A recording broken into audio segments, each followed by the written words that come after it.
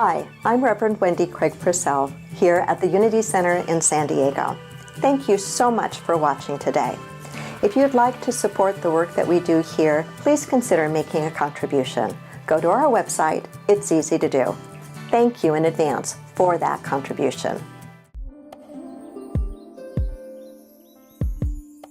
The need to know, the need to be right, the need to get even, the need to look good, the need to judge, the need to keep score, and the need to be in control.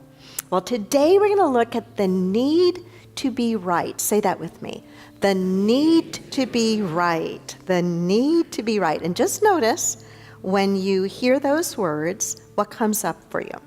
It might be like you feel like, uh-oh, I'm looking at myself if I'm honest, when I think about the need to be right, or boy, I'm wishing so-and-so were sitting in this room right now because they could really use this lesson, or I hope so-and-so is really listening to this. So just notice what comes up around the words, the need to be right. Now I've said that we're going to look at these because they are spiritual sticking points. I define a spiritual sticking point as any behavior or any attitude that results in an impasse that keeps me from growing spiritually and from healing spiritually. It is my belief that we come into a teaching such as Unity or the Science of Mind because we want to grow spiritually. It is my belief that we come into this teaching and we stay with this teaching because we have a desire to awaken spiritually.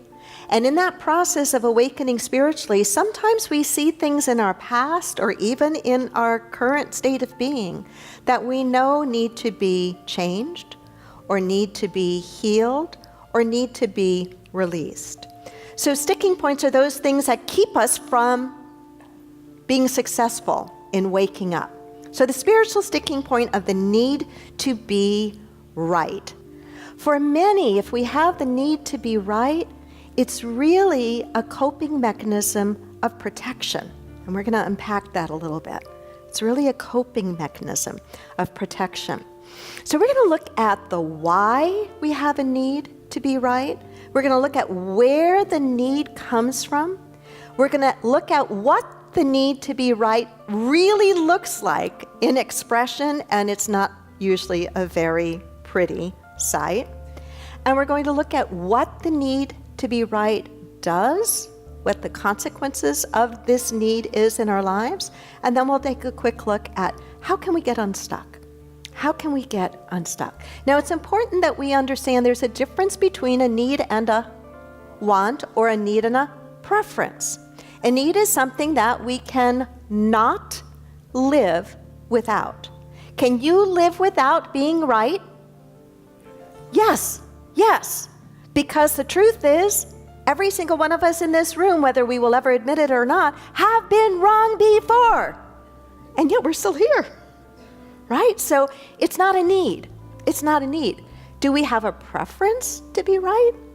Yeah, it's kind of nice to be right, right? It can feel good to be right. It can be a preference, but preferences have a very different qualitative feel both in the giving and in the receiving.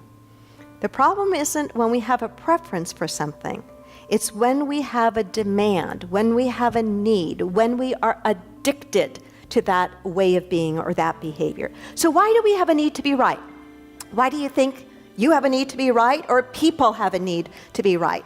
What is it about being right?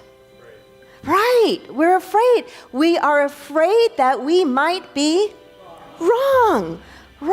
And how does being wrong typically feel? Not good. Keeping it very simple. Being wrong usually doesn't feel particularly good. We're afraid of being embarrassed, maybe. We're afraid maybe of being teased. We may be afraid of being humiliated. We may be afraid of losing face or losing control, losing power, right? Losing power. Somehow I think we equate being right with being good. Turn that over for just a moment. Equating being right with being good. Thanks for listening. The Unity Center. Spiritually progressive, socially responsive, radically inclusive. Check us out Sundays at 9 and 11. Many people enjoy Reverend Wendy's talks and meditations and aren't able to attend the Unity Center in person. If you're part of our extended family from around the world and would like to help support the Unity Center, please go to our website or download our free app, which offers even more ways to connect with the Unity Center. Namaste.